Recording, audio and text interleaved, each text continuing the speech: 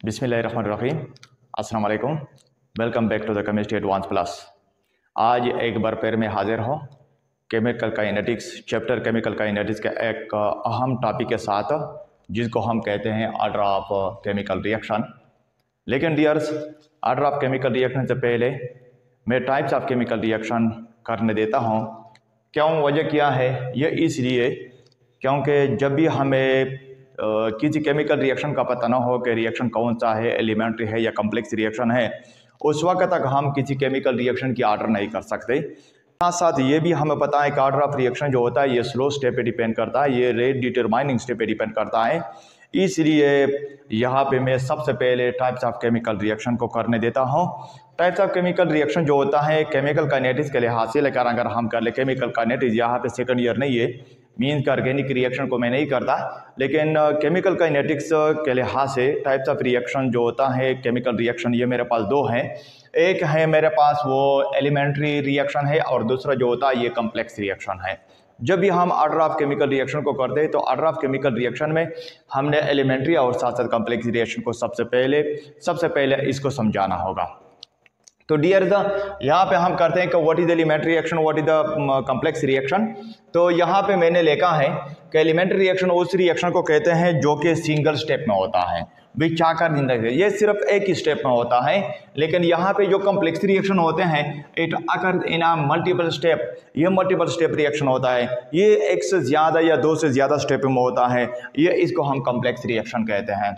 ये भी साथ साथ नोट करें कि एलिमेंट्री रिएक्शन जो होते हैं ये सिंगल स्टेप में होता है। अगर ये सिंगल स्टेप में होता है इट मीन्स इसका मेरा मतलब यह है कि it can't be further break down, इसको हम मजीद छोटे हिस्सों में तकसीम नहीं कर सकते, इसको हम मजीद और हिस्सों में नहीं कर सकते।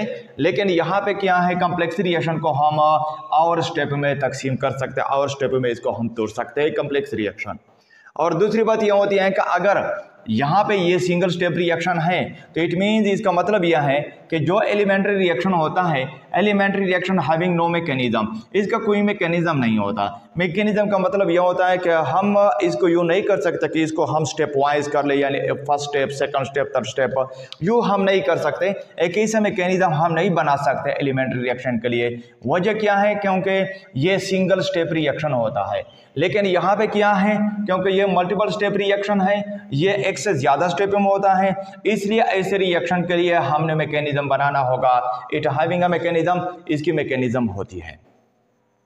और जो चौथी डिफरेंस है एलिमेंट्री और कॉम्प्लेक्स रिएक्शन में वो यूँ है कि इसका जो ऑर्डर ऑफ रिएक्शन है, एलिमेंट्री रिएक्शन जो होता है it depends upon the stoichiometric coefficient.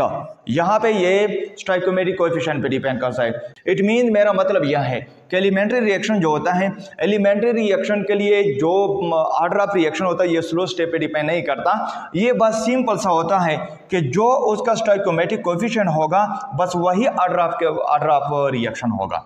लेकिन यहाँ पे किया है, जब हम कॉम्प्लेक्स रिएक्शन को करते हैं तो कॉम्प्लेक्स रिएक्शन में ऑर्डर ऑफ केमिकल रिएक्शन किस चीज़ पे डिपेंड करता है? It depends upon the slow step. Slow step का मतलब यह होता है कि it depends upon the RDS, ये आरडीएस पे डिपेंड करता है। आरडीएस का मतलब यह है कि ये रेट डिटरमाइनिंग स्टेप पे डिपेंड करता है, ये फर्स्ट स्टेप पे डिपेंड नहीं करता, ये सिर्फ और सिर्फ स्लो स्टेप पे डिपेंड करता है। लेकिन यहाँ पे अगर ये डिपेंड करता है, ये स्टोइकोमेट्रिक कोएफिशिएंट पे डिपेंड करता है। किस तरह? फॉर एग्जांपल यहाँ पे हम एक दो एग्जांपल लेते हैं।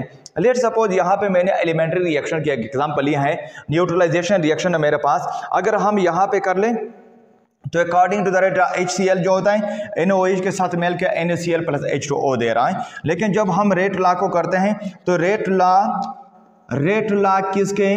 Rate law will be directly proportional to the concentration of HCl into the concentration of NaOH। अब यहाँ पे स्टोइकोमेट्रिक कोएफिशिएंट, ये स्टोइकोमेट्रिक कोएफिशिएंट है।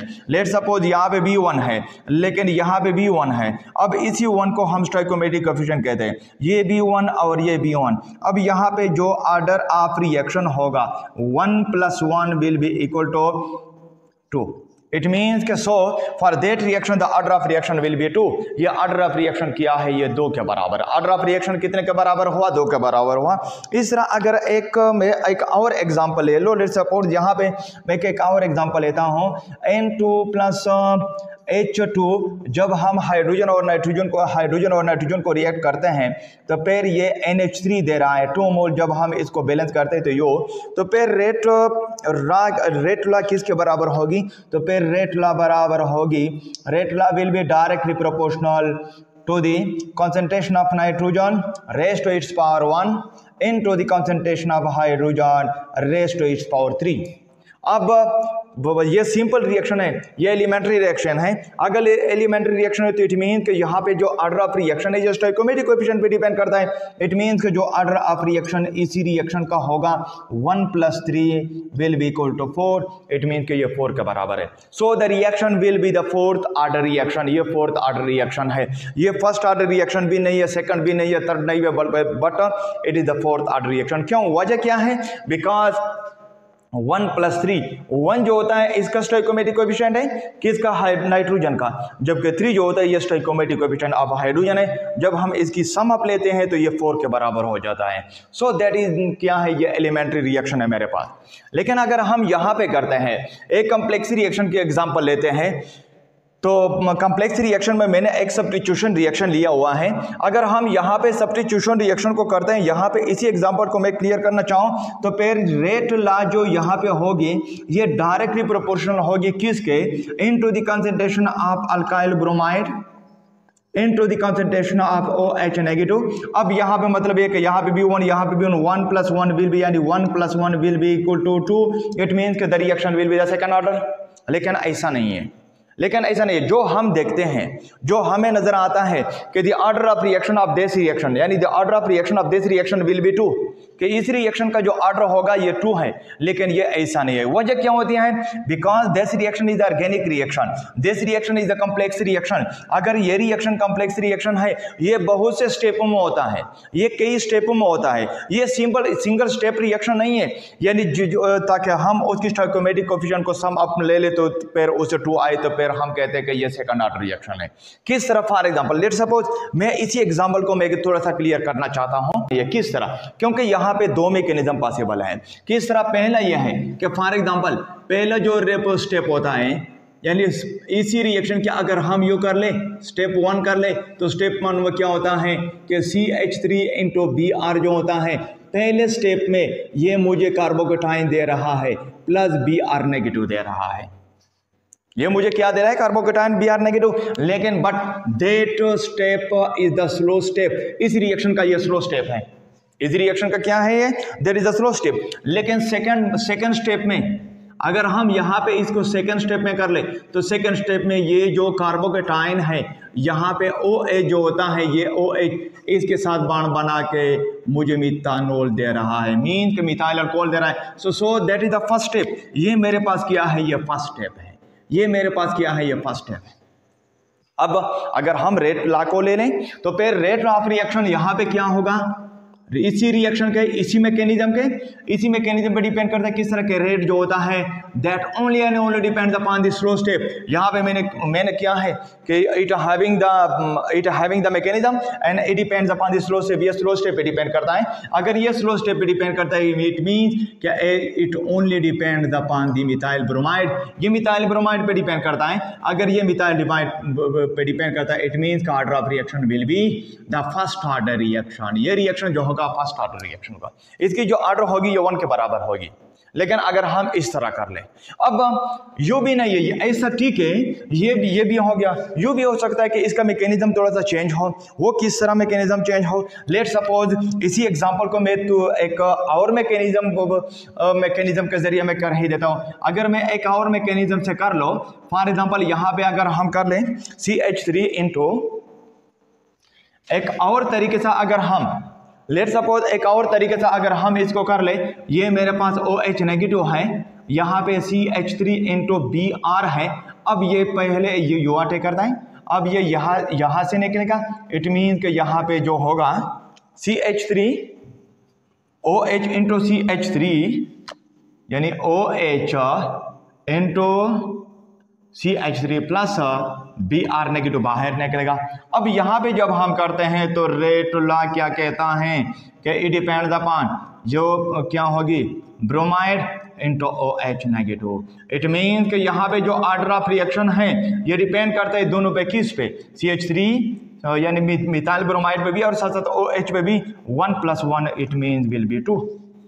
अब यहाँ पे मैंने कर ली, यहाँ पे ये मेरे पास कॉम्प्लेक्स रिएक्शन, मैंने दो तरीके से इसी रिएक्शन को मैंने हल कर ली, क्योंकि इसका मैकेनिज्म है, मैकेनिज्म कोई भी पॉसिबल है। इसको हम कहते हैं SN1 मैकेनिज्म, इसको SN2 कहते हैं, जबकि ये जो मैकेनिज्म होता है ये SN1 मैकेनिज्म।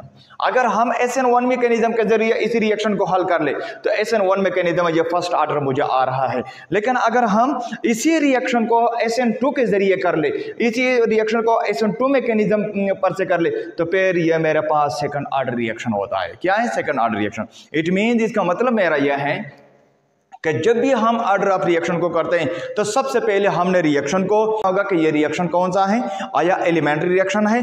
अगर एलिमेंट्री रिएक्शन है तो एलिमेंट्री रिएक्शन में जो ऑर्डर ऑफ रिएक्शन होता है ये स्टोइकोमेट्रिक कोएफिशिएंट पे डिपेंड करता है। लेकिन अगर ये कॉम्प्लेक्स रिएक्शन है तो डियर्स नोट कर ले कि कॉम्प्लेक्स रिएक्शन में जो ऑर्डर ऑफ रिएक्शन होगा it only and only depends upon the slow step. ये स्लो स्टेप पे डिपेंड करता है। आपने स्लो स्टेप को देखना है कि स्लो स्टेप में कितने मॉलिक्यूल इन्वॉल्व है, कितने मॉलिक्यूल हिस्सा ले रहे हैं, जितने मॉलिक्यूल हिस्सा लेंगे वही ऑर्डर ऑफ रिएक्शन होगा।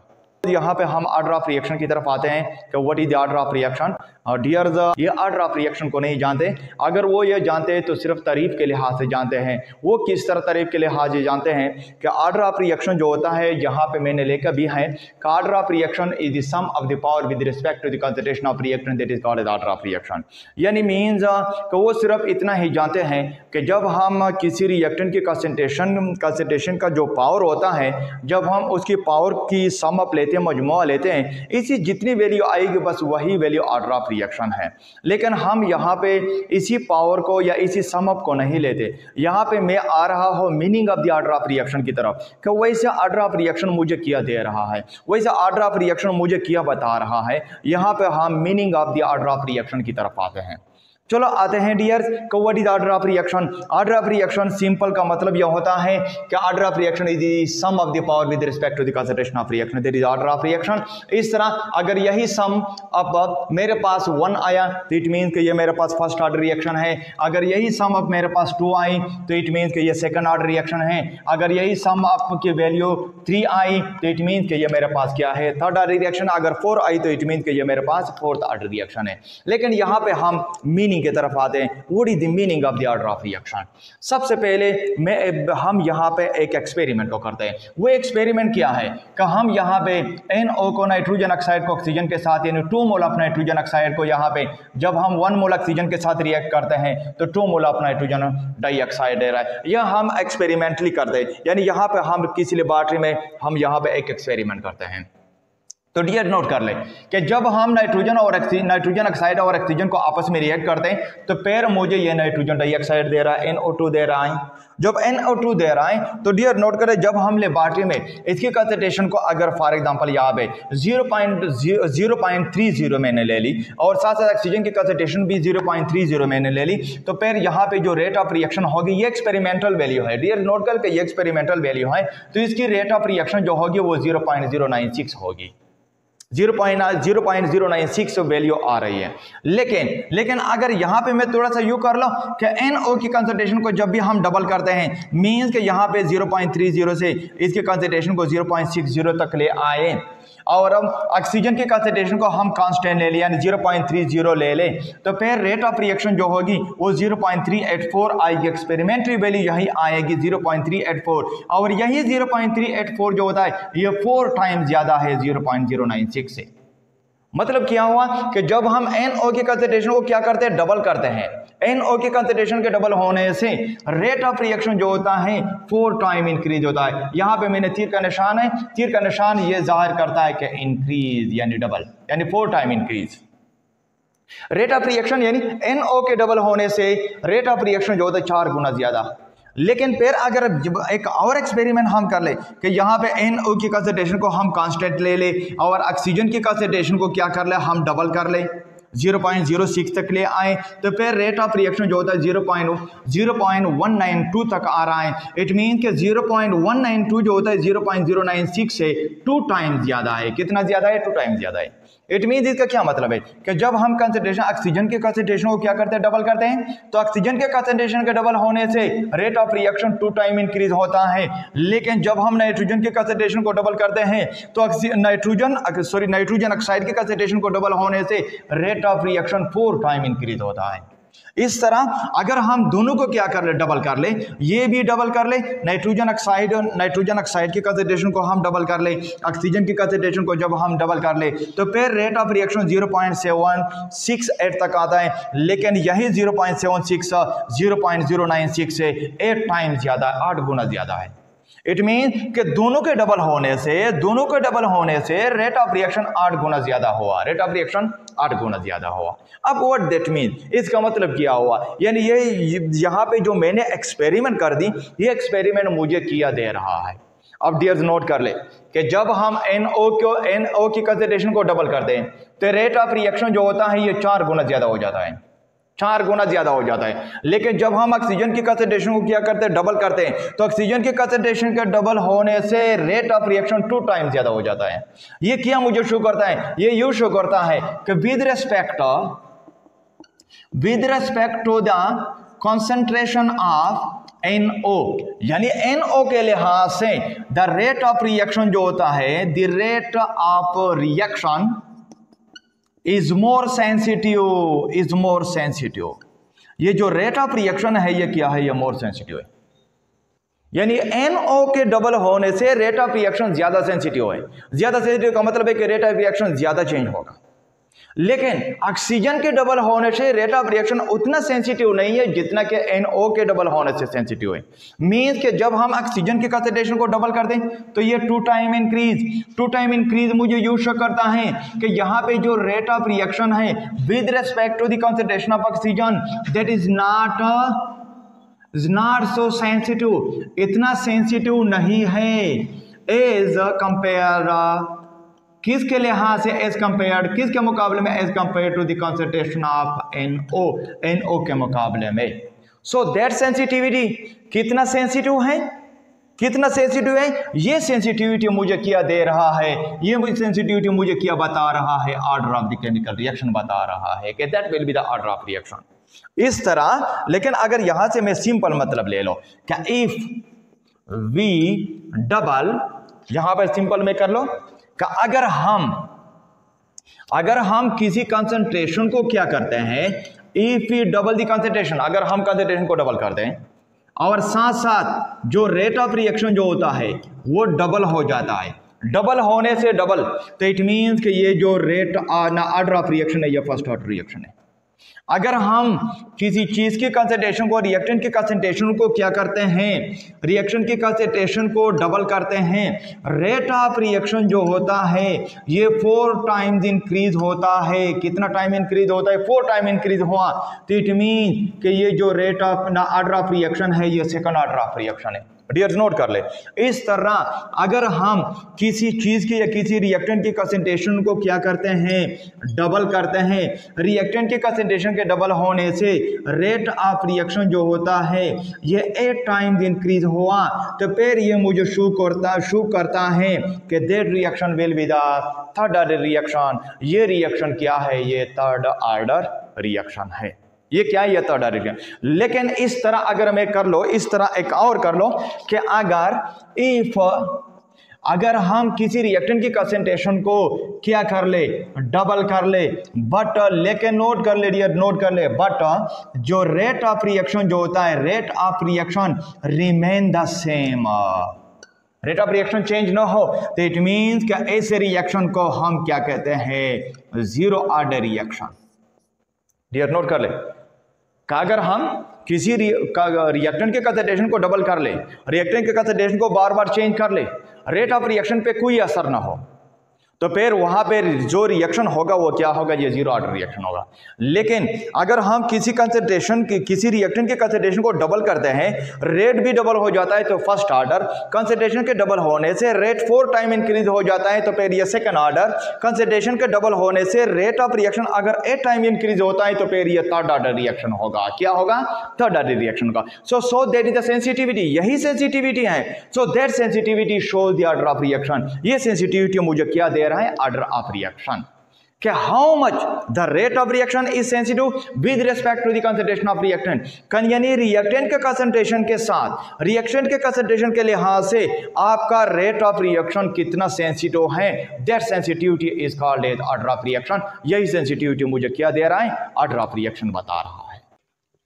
अब यानी ऑर्डर ऑफ रिएक्शन तो सेंसिटिविटी है, ऑर्डर ऑफ रिएक्शन सिर्फ सम ऑफ द एक्सपोनेंट या सम ऑफ द पावर नहीं है with respect to the concentration of reactant, that is the sensitivity. अब अगर हम डिफिनेशन की तरफ आते, order of reaction mean the sensitivity of the rate of reaction with respect to the concentration of reactant is called as order of reaction. यानी reactant का concentration के लिहाज से आपका रेट कितना सेंसिटिव है, so that is called as order of reaction, जिसको हम ऑर्डर ऑफ रिएक्शन कहते हैं। अगर थोड़ा और में से इसको क्या कर लो, सिंपल बना लो, थोड़ा और इसको मैं सिंप्लीफाई कर लो, तो ऑर्डर ऑफ रिएक्शन का मतलब यह होता है कि with the change of the concentration of reactant, जब हम रिएक्टेंट के कंसंट्रेशन को क्या करते, चेंज करते हैं, then how much the rate of reaction, then how much the rate of reaction become change, so that is called as order of reaction। ये तारीफ इंतहाई आसान है, ये तारीफ याद रखिए कि with change of the concentration of reactant, के जब हम रिएक्टेंट के कंसंट्रेशन को क्या करते, चेंज करते, then how much the rate of reaction change, rate of reaction कितना चेंज हो जाता है, so that sensitivity of the rate of reaction is called as order of reaction. तो इसी को हम ऑर्डर ऑफ रिएक्शन कहते हैं। Actually that is the meaning of the order of reaction. Actually ये ऑर्डर ऑफ रिएक्शन की यही meaning है। सिर्फ यही नहीं है कि order of reaction mean the sum of the power, सिर्फ यही नहीं है order of reaction mean the sum of the exponent with respect to the concentration, but order of reaction में का आपका रेट इसी चीज पे डिपेंड करता है कि आप रिएक्टेंट के कंसंट्रेशन को कितना चेंज करते हैं। That is the rate, that is the order of chemical reaction, that is all. Okay, thank you, मेहरबानी।